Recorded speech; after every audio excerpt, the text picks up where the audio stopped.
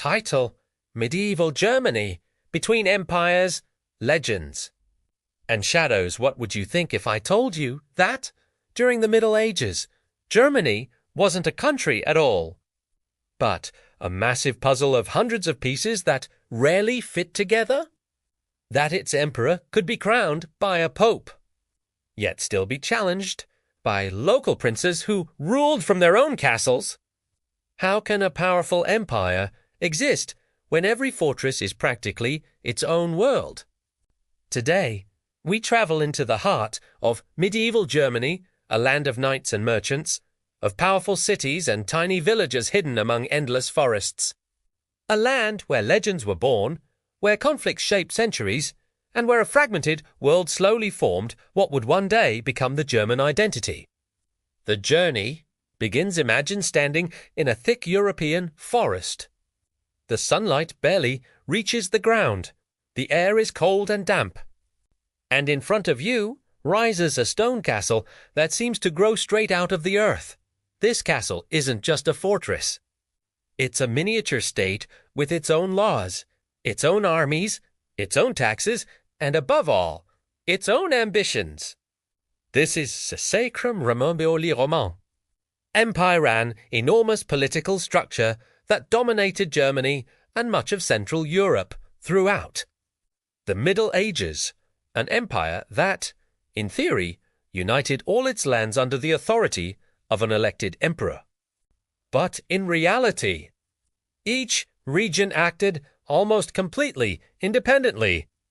While France built a strong monarchy, and kingdoms like England or Castile forged clear national identities, medieval Germany remained a patchwork of duchies, bishoprics, free cities, counties, principalities, and church territories, and surprisingly, that fragmentation didn't always weaken it. Germany became a vibrant network of commerce, culture, and innovation because each city competed fiercely with the others. Each one wanted more power, more wealth, more influence. The rise of the medieval German city, if we had to choose an unexpected protagonist of medieval Germany, it wouldn't be the emperor or the knight, but the city. Cities like Nuremberg, Frankfurt, Cologne, and Hamburg exploded into centers of trade and culture. Many joined the Hanseatic League, the great commercial alliance that dominated northern European trade from England to Russia. Intiwell de more influential negotiate directly with foreign kings. And money more than titles, bloodlines, or military power could shape the future. Medieval Germany may have been politically divided, but economically it became one of the most interconnected regions in Europe. Life, belief, and the shadow of the forest daily life in medieval Germany was marked by harsh winters, deep religiosity, and the omnipresence of the forest. German forests dark, dense, and seemingly alive-shaped local imagination. They whispered stories of witches, spirits, wandering souls, and heroes facing the unknown. This is the birthplace of tales that would later inspire the Brothers Grimm, but even centuries earlier. Germanic folklore lived inside every village, every ritual, every fear of the night. People lived simply, often harshly. Most were peasants working the land, tied to their lords. Social mobility was rare but not impossible. Aclivima, a success trade, or a marriage change destiny. Church bells dictated the rhythm of life, from sunrise prayers to evening rest. Monasteries preserved knowledge, copied ancient manuscripts, and sometimes became centers of political power. In between wars and famines, medieval Germans found comfort in faith, but also in stories that gave meaning to the unknown. A land of knights and castles, Germany's medieval landscape was dominated by stone fortresses clinging to cliffs and mountains. Knights roamed these lands, swearing loyalty to lords whose territories might be vast or barely larger than a village. But Unlike the romanticized version we often imagine, knights were not only noble warriors. Many were ruthless, opportunistic, and constantly involved in feuds. Some even became Raubritter, robber knights, who ambushed merchants passing through their lands. In a world where law and order varied from valley to valley, security often depended on whoever controlled the nearest castle. Yet these same castles became symbols of culture. Courts hosted poets, musicians, and philosophers. Chivalric codes emerged. Love poetry flourished.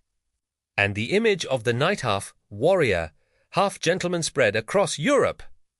The emperor and the pope, a dangerous relationship in medieval Germany, political power was never simple. The emperor was elected by a group of powerful princes known as the prince-electors. This meant that the emperor constantly owed favors, negotiated privileges, and struggled to maintain authority. But the real tension, one that defined German medieval history, was the relationship between emperors and popes. Both claimed supreme power. Both wanted to shape Europe.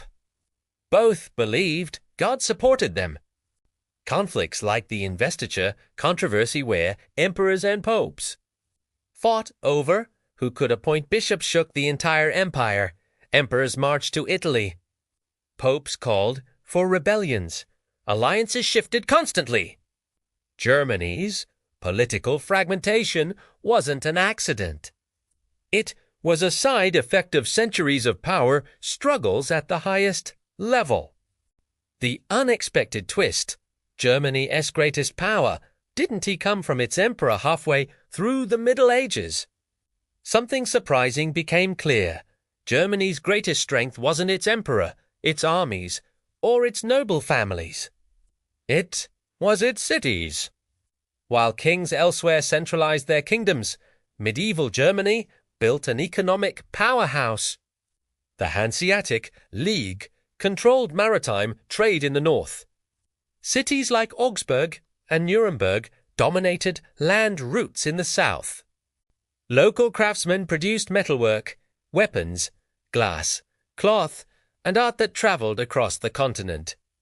The cities autonomous, wealthy, and fiercely protective of their privileges became the real heart of medieval German power. This unexpected twist redefined the identity of the region. Germany was not a land unified by a king, but a web woven by merchants, guilds, and bustling marketplaces. Decline, change, and the dawn of a new era as the late Middle Ages approached. The Holy Roman Empire became even more decentralized. Princes gained more autonomy. Cities grew bolder. And the emperor, once crowned as a universal ruler, became more symbolic than real. But from this fragmentation emerged innovation. Art flourished. Trade expanded. Universities were founded. New ideas began to spread from city to city, ideas that would soon spark the Reformation and reshape Europe forever. Medieval Germany ended not with collapse, but with transformation. Final reflection: Germany, in medieval times, wasn't a unified realm. It was a vast mosaic of cultures, laws, ambitions, and dreams. Its strength came not from a single center of power, but from the diversity of its people, from the merchants of Bremen to the monks of Bavaria, from the miners of the Harz Mountains to the Hanseatic sailors crossing the Baltic Sea. Perhaps its greatest legacy is this idea that unity does not always require uniformity. Closing question: what do you think would have happened if medieval Germany had been unified under a strong king like France or England? Would Europe, maybe even the world, look completely different today? Share your thoughts in the comments. And if you want more deep, high-value historical journeys like this one, make sure to subscribe.